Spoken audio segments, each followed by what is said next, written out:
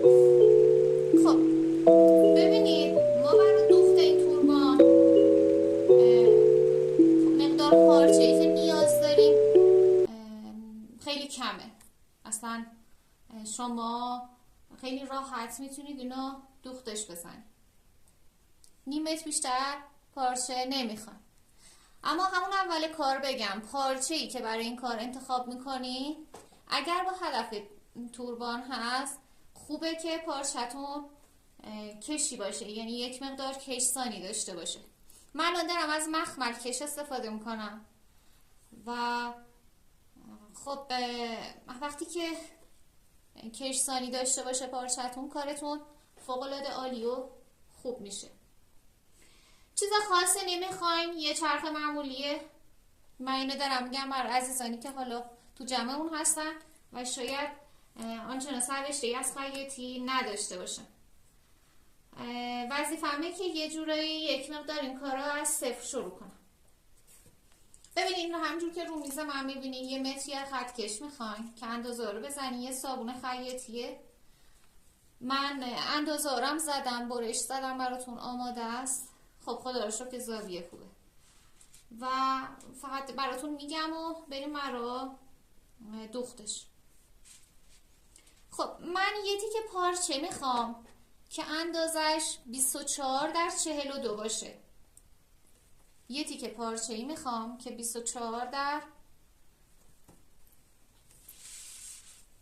42 باشه. پس یه مستطیلی دارم 24 در 42 و از بیراه پارچه من برداشتم. ببینید اینو دقت داشته باشید تو دوخت توربان بیراه پارچه. پس 24 در 42 یه مستطیلی دارم به این شکل. خب میام روی پارچه را به روی پارچه تاش میکنم.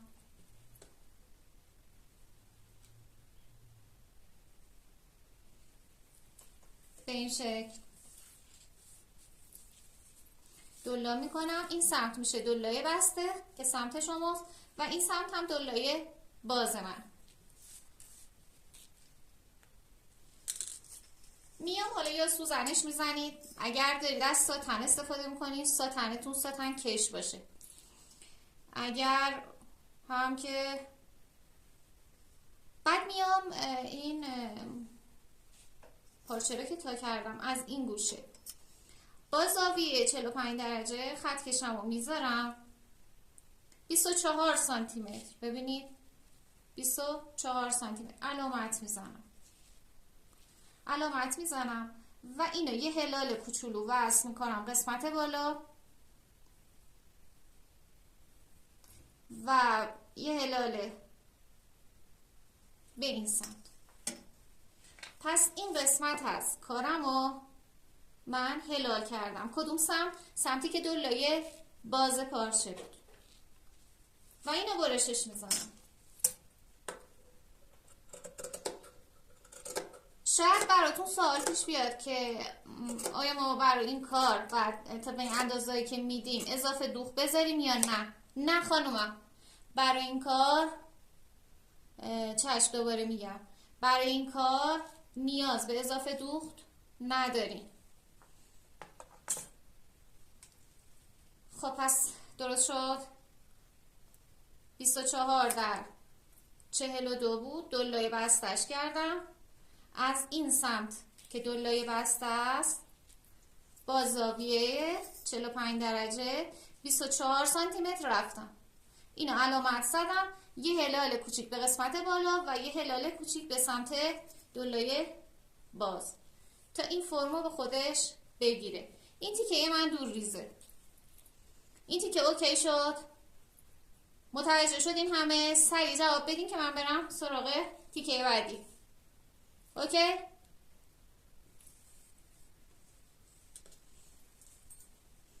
چون نمیخوام همینجور فقط سریع بگم و رد شم سنبالش کنیم، میخوام که نتیجه بگیریم. اگر این تیکه رو متوجه شدید سریع به من اوکیشو بدین.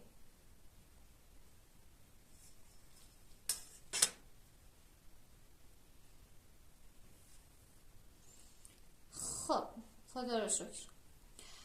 تیکه بعدی که میخوام تیکه ایه که بر قسمت پشت سر استفاده میکنیم و این باید اندازش، یعنی 18، ببینید 18 در 20 سانتی متره. اوکی، 18 در 20 سانتی متر. خب میام دوباره اینم تاش میکنم. تیکاتونم فقط اینا رو حتما یادداشت کنید که بعد دارم من تو توضیحات اینا رو دوخت میزنم به هم دیگه، مشکلی نباشه.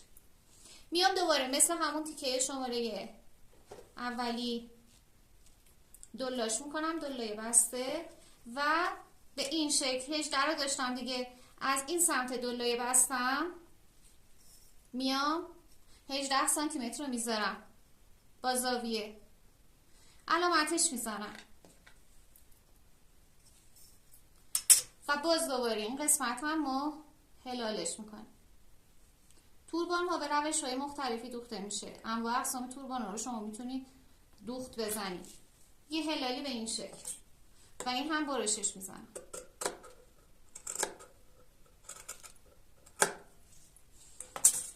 اگه تو صحبتام دقت کرده باشی این دوتا تیکه ها اندازه زدن زاویه هایی که برای هلالش به دست آوردم با توجه به اندازه عرض کارم بود. خب این هم تیکه دوم میذارمش کنار.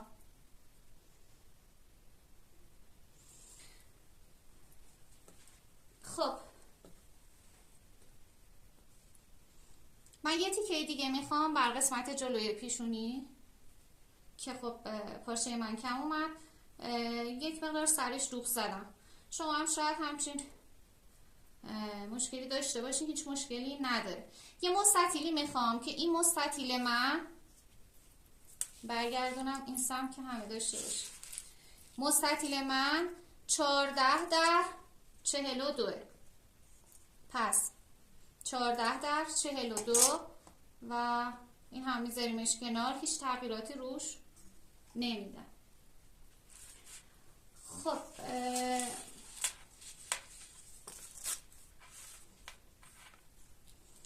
قسمت پشت سر توربان اگه تو فیلم هم دقت کردین من اومده بودم گل کار کرده بودم، گلایی که خب از پارچه دست ساز بود. اما امروز برای آموزش میخوام یه تغییری بدم، چون این کارا رو من انجام میدم، شما هم میتونید اینو انجام بدید، یا اگه تو آپارات فیلمایی که حالا برای ساخت گلای پارچه گذاشتم از اونو کمک بگیرین و اونو براش استفاده کنید.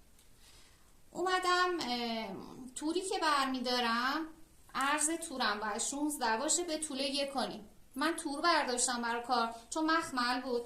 شما میتونه اگر پارچتون از ساتنه این از خود ساتن باشه. خب وقتی که من ساتن رو برمیدارم حتما لبای کار من باید تمیزکاری بشه، اینو حواستون باشه خانم. یه سردوز بزنید یا لبای کارتون رو لولش کنید. پس یه مستطیلی میخوایم که 1 کنیم در 16 باشه. من اینو اومدم پلیسش کردم، پلیسه کردم که من با چنگال و حالا با سوزن و روش های مختلفی یادتون دادم، هرچند یه نواری سفید گذاشتم اینجا که اون هم براتون بگم. اینو تماما پلیسش میکنم. این هم تیکه ای که برای قسمت گل قراره که کار بشه. برای قسمت جلوی پیشونی اگر دوست داشتید میتونید حالا این یراق‌هایی که به صورت ریسه‌ای استفاده کنید، میتونید هم اینا نداشته باشین، حالا بر حسب سلیقه خودتون. یه کش میخوام، کش من کش 1 سانتیه و بلندی 10 سانت. سنجاقه زدم که این کش آماده باشه برای کار.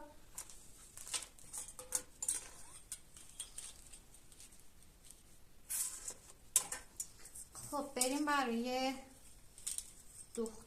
من ببینم اون دوربین رو که تنظیم کردم اوکی.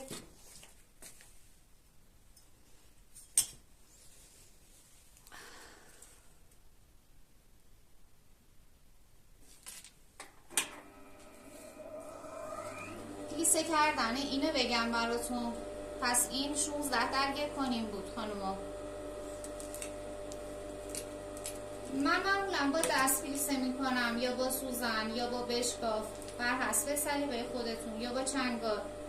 باز با لیسه کردن با چنگال هم تو آپارات هست، میتونید ببینیدش. به این شکل شروع میکنم پارچه رو تا کردن یا اون توری رو که داریم. تو فیلم مشخصه فکر نکنم.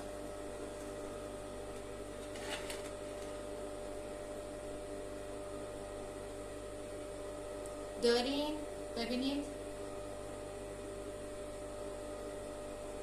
به این شکل کار تا میخوره، کار خاصی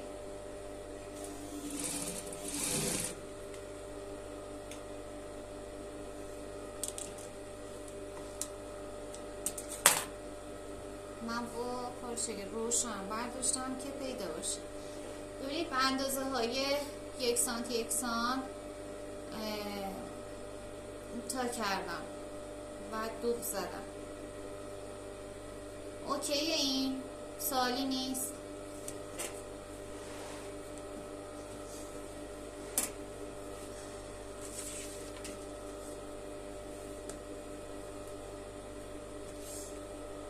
تیکه ها رو من خدمتون گفتم. تیکه شماره 1 رو برمیدارم، یعنی همون 24 در 42 رو، و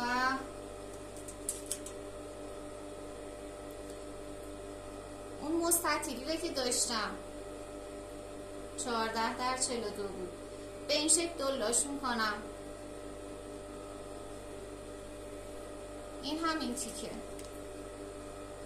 که قسمت بالاش رو هلال کردیم.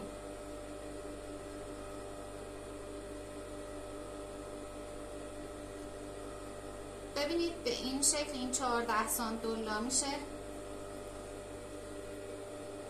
و این قسمت از کار یعنی لبه پایین کارم قرار میگیره. من سوزن بزنم تو فیلم ببینید، بعد برم زیر چپ.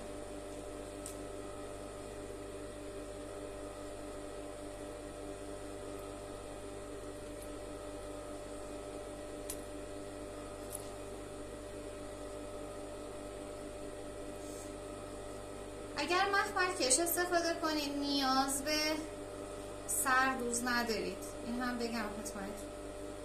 اما اگر ساتن باشه حتما باید سردوزی کنید. اگر سردوز دارین که خب بزنید، اگر نه که با چرختون تنظیم کنید به صورت زیگزاگی.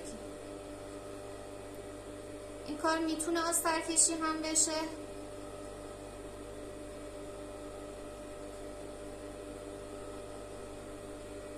انشالله عمری باقی باشه تو کارهای دیگه من طریق آستر کشیشم میگم من.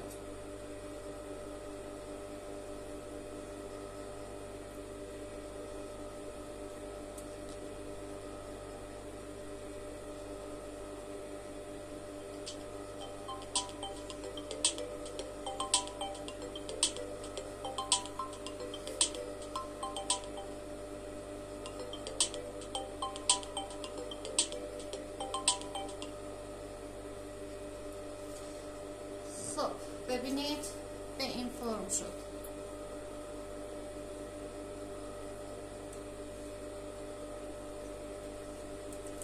این تیکه رو متوجه شدین؟ چرخ کاریش کنم. قسمت رو کلن دوختش میزنم با فاصله 1 سانت. گفتم هم کارتون اضافه دوغ نمیخواد مثل کارهای دیگه.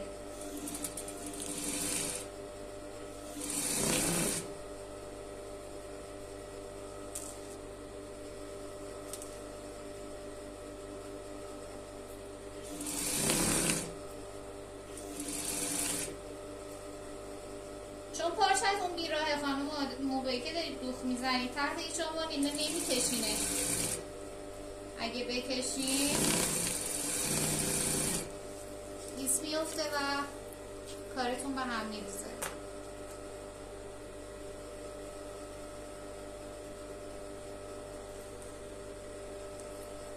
شد این کار رو سردوز بزنیم که خب اگر نه که اضافه دوخته شد به قسمت سمت بالا، یعنی این هلال تا میکنیم و یه دوختی میگیریم.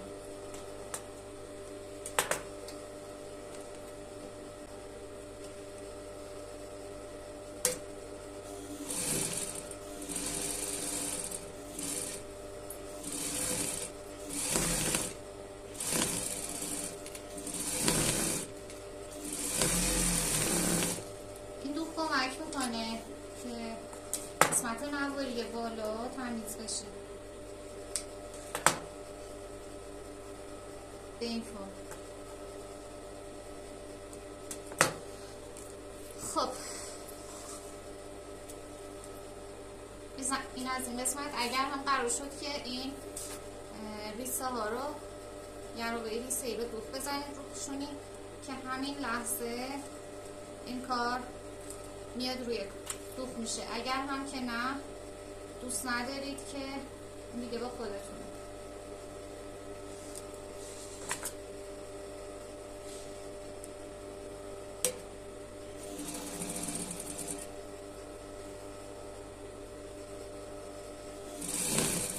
این یه رو هم میتونید دست پرازی گیر بیارید.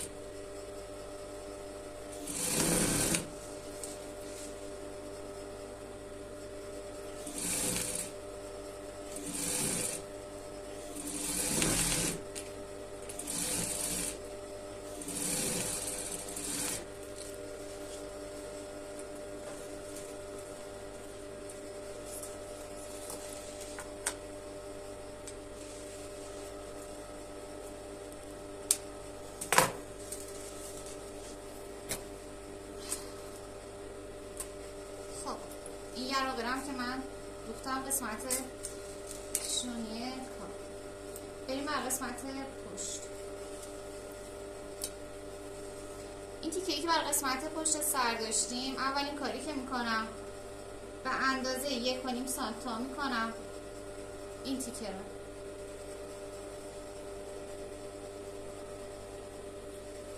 هر رنگی باشه باز تو فیلم یه درد سری داره، ولی خب مشکی قشنگ تره دیگه.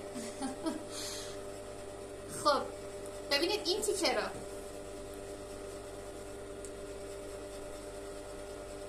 میام قسمت پایینش رو، یادتون هست که 18 در 20 قسمت پایینش رو 1.5 تا میکنم تو پارچه من. مخملم هست، زیاد حساسیتی ندارم که حالا قسمت بالا هم لبه گیری کنم.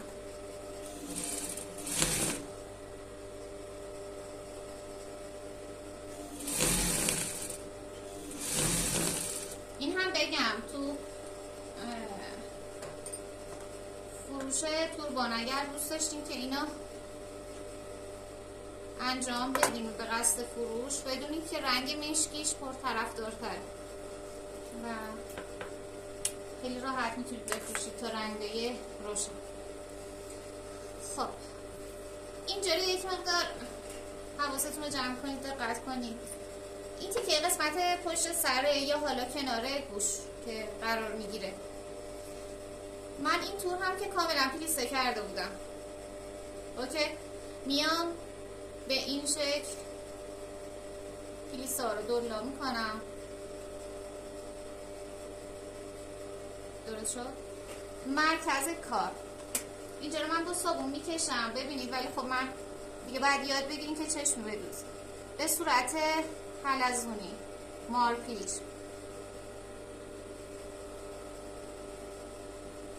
یه خطوطی که به این شکل شروع کنه هلاش. اوکی، از مرکز میذارم دولا شده و شروع به دوخ میکنم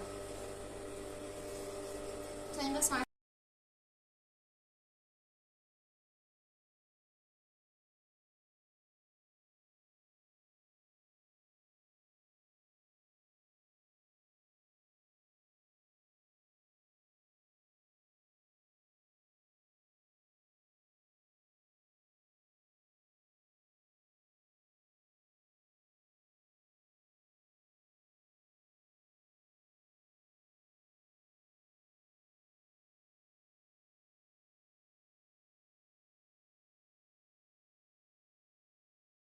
رو جمعش کنیم.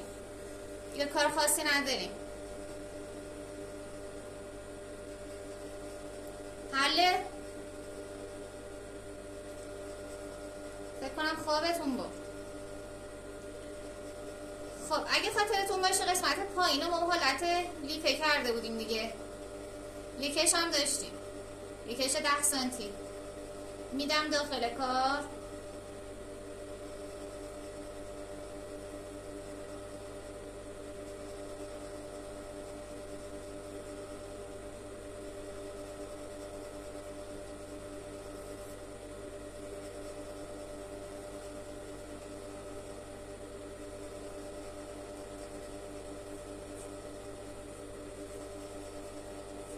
به این شکل کش دوزیرم که من چندین بار سر کلاس انجام دادم. خب قسمت کار سر و ته کار رو میبندیم که کشمون در نره.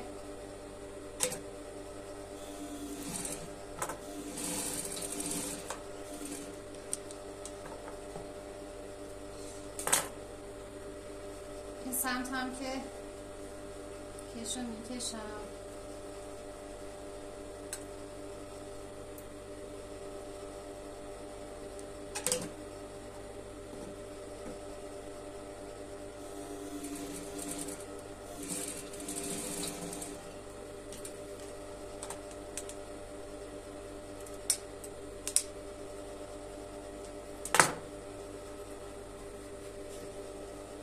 دوربین دورتر بود بهتر شده یا آوردم نزدیک.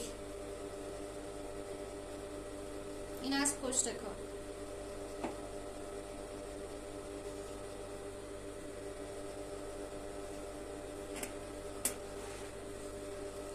خب اولین کاری که میکنم اینو دلا میکنم، وسطش رو به دست میارم، وسط قسمت تاج بالا رو، اون هلال بالا رو، این قسمت یه چرتی میزنم. این تیکه رو هم تاش میکنم، قسمت بالا رو هم چرتی میزنم.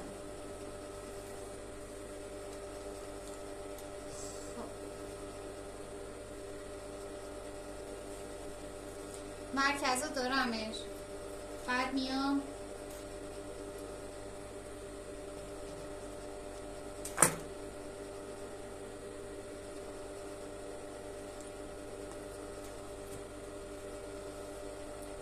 این هلالی رو که دارم این قسمت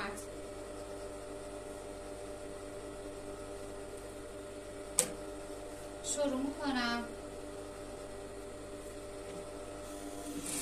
پیلی دادم، پیلی های 1 یا 1.5 سانتی.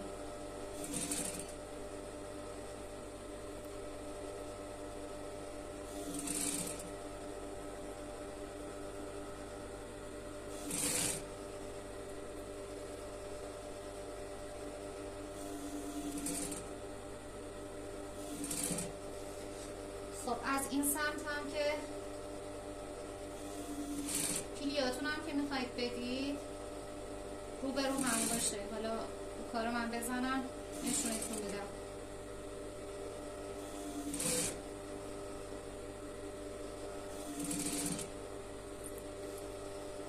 پارچه من مخمله چقدر اذیت میکنه.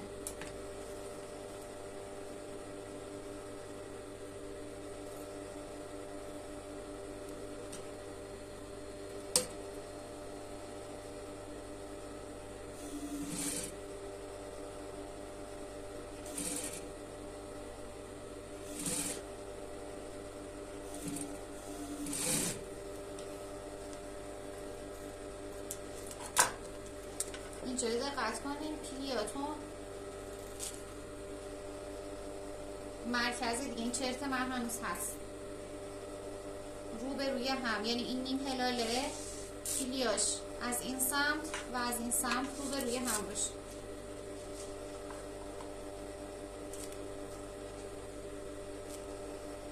آخر کاره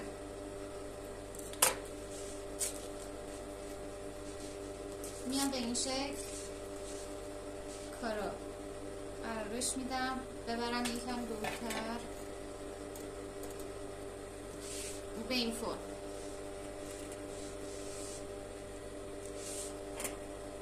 این تیکرم که داشتم حالا روی کارم میره به سمت داخل، به این فرم گل که کار کرده بودیم به این شکل قرار میگیره. میام اول کارو سوزن تا گردش میزنم این سمت،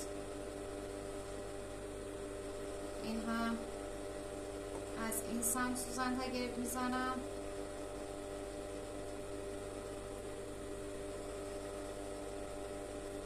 این چرتی رو که اینجا داشتم میرسونم به چرتی که قسمت بالا داشتم.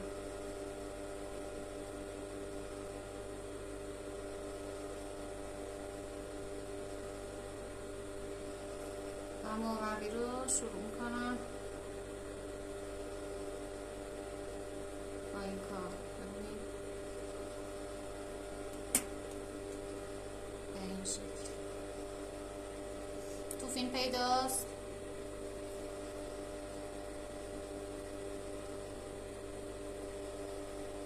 به این شکل من این تیکرم سوزن تا گرد بزنم که سوزن رو مشکنه. اوکی.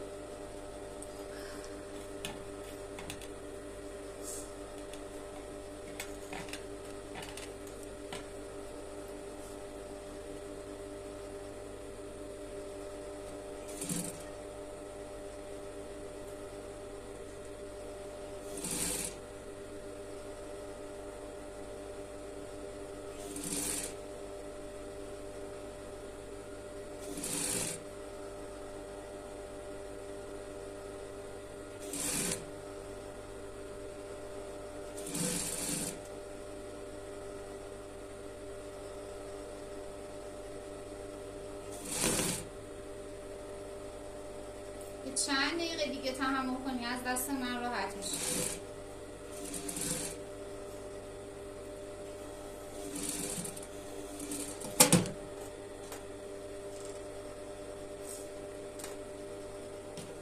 آخرش سوزنم شکست. اینجوری که کار کردم انتهای کارم بود.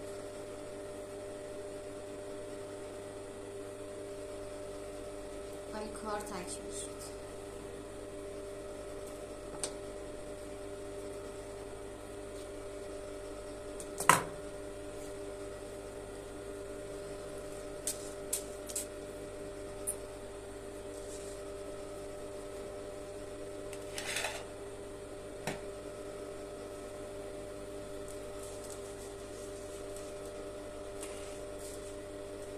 این پشت کار